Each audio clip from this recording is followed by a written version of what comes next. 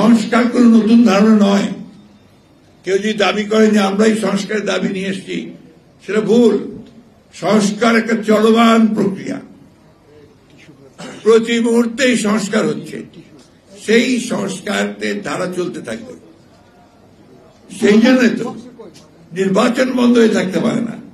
সেই মুহূর্তে তো দিনের পর দিন আমরা একটা অনির্বাচিত সরকারের হাতে দেশ চালাতে দিতে পারি না।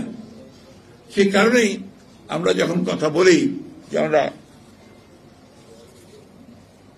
নির্বাচনটাকে তাড়াতাড়ি চাই, আমাদের সম্পর্কে ভুল একটা ব্যাখ্যা দেওয়া হয় যে বিএনপি তাড়াতাড়ি নির্বাচন চাচ্ছে ক্ষমতায় যাওয়ার জন্য। ক্ষমতায় তো আমরা আগেও ছিলাম ভাই, 2-3বার ছিলাম, এবং আল্লাহ চাই তো আমরা আবার ক্ষমতায় যাব।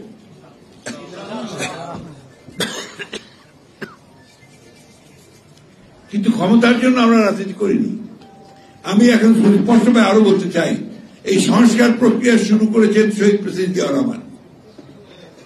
একদলীয় শাসন ব্যবস্থা বাকশাল করেছিল আওয়ামী লীগ, সেখান থেকে তিনি বের করে নিয়ে এসেছেন বহুদলীয় গণতন্ত্র, মাল্টি পার্টি সিস্টেম। সেখান থেকে তিনি প্রেসিডেন্ট সিস্টেম গভর্নমেন্ট নিয়ে এসেছেন। আজকে যে সাংবাদিক ভাইরা এতগুলো দেখেন চ্যানেল, এই সব পত্রিকা, অনলাইন পত্রিকা, সবাই কাজ করছেন সুন্দর করে, মন করে লিখছেন। আওয়ামী লীগের আমলে, শেখ মুজিবের আমলে কারো ক্ষমতা ছিল না কিছু লাগে, ইট ওয়াজ ব্যান্ড, পার্লামেন্টে আইন করে বন্ধ করে দিয়েছিল। মাত্র 4টা পত্রিকা চলবে, সেই পত্রিকাগুলো ছিল আপনার 4টা, ইত্তেফাক 4টা, এবং সেটাও সরকার চালাবে। আমাদের অসংখ্য সাংবাদিক ভাই সেদিন বেকার হয়ে গিয়েছিলেন। অনেকে আপনার এই বাইতুল মুকাররমে ফল বিক্রি করত, এগুলো সত্য কথা, টুপি বিক্রি করত। এখানে অনেকে আছেন পুরনো কেউ, তারা ওটা বলতে পারবেন। এই একটা করুণ অবস্থা চলে গেছিল। One party, one man, one party. সেইখান থেকে বের করে নিয়ে এসে Ziaur Rahman multi party system দিয়েছেন, বহুদলীয় গণতন্ত্র দিয়েছেন, এবং ওপেন পলিটিক্স সবাই করতে পারবে, এবং যে কথা বলা দরকার সেই কথা বলতে পারবে। বাক স্বাধীনতাকে তিনি প্রতিষ্ঠিত করেছিলেন। অর্থনীতিতে তিনি একটা বদ্ধ অর্থনীতি যেটা ছিল, সমাজতান্ত্রিক অর্থনীতি, ভ্রান্ত ধারণা নিয়ে সেখান থেকে তিনি এটাকে মুক্ত বাজার অর্থনীতি করেছিলেন। অর্থাৎ সবাই, যারাই পারবে তারাই আংশিক বিনিয়োগ করতে পারবে, তারাই ব্যবসা করতে পারবে, কলকারখানা তৈরি করতে পারবে, এবং স্বাধীনভাবে। কমেন্ট করেন না, বেয়াদবি করেন না।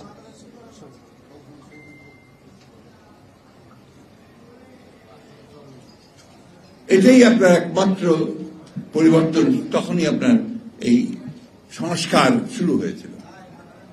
তার আগে এই সংবিধানকে তো কেটে ছুঁড়ে শেষ করে দিয়েছিল। এই সংবিধানের 5ম সংশোধনী, এই 5ম সংশোধনী নিয়ে এসে জিয়াউর রহমান সাহেব এই সংস্কার করেছিলেন।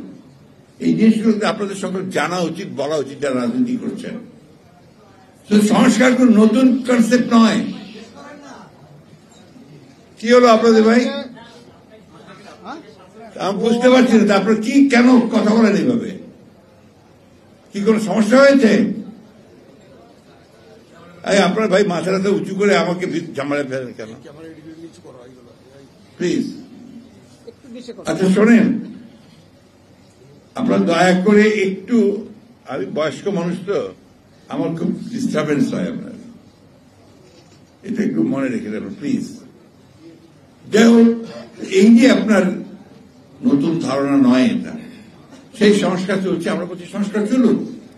আপনি সংস্কার করেন, কি সংস্কার করেন? 6টা কমিশন করেছেন, সেই কমিশন কাজ করছে, খুব ভালো কথা। এই কমিশন কাজ করছে, কাদের সঙ্গে কাজ করছে? তারা কয়েকজন পণ্ডিত ব্যক্তিকে নিয়ে এসছেন, আমরা তাদেরকে খুব ভালোভাবে চিনি, শ্রদ্ধা করি, সম্মান করি। একই সঙ্গে জনগণের কাছে যান, তারা কি চায় তাদের কাছে জানুন।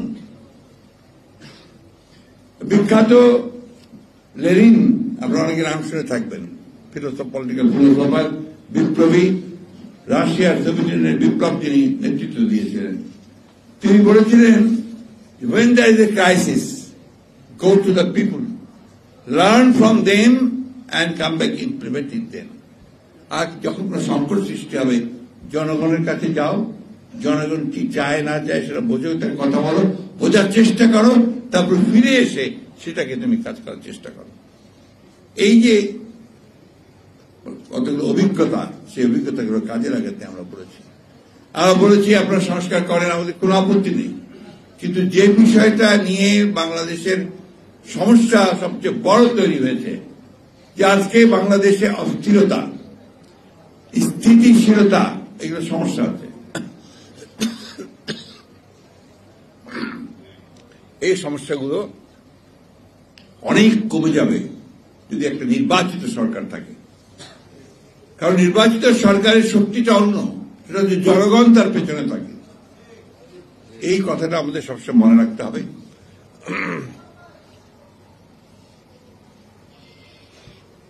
আমরা সে কারণেও সবসময় কথাটা বলছি যে আমরা সংস্কার চাই, আমরা সংস্কার সবচেয়ে বেশি চাই।